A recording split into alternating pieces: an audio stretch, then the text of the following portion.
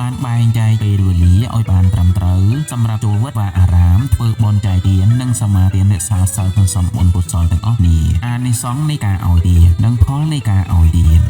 ធ្វើបើអញមិនបរិច្ចាគទានគឺមុនគប្បី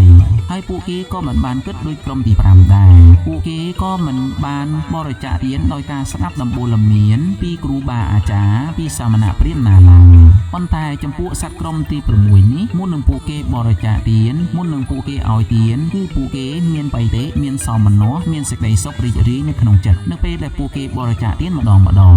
ដូច្នេះហើយមុននឹងពួកគេលាចាកលោកនេះទៅពួកគេនឹកឃើញនៅទង្វើនឹកឃើញនៅផលបុណ្យនៃទានដែលពួកគេបានធ្លាប់ធ្វើដែលពោពេញទៅដោយសេចក្តីសោមនស្សសេចក្តីសុខសេចក្តីរីករាយមានបៃតេមានសេចក្តីសុខនោះពួកគេនឹងបានទៅកើតជាសហាយទេវតាចិនបរនិមិត្តសាវតីប៉ុន្តែនៅពេលដែលពួកគេអស់ឫទ្ធិអស់អំណាច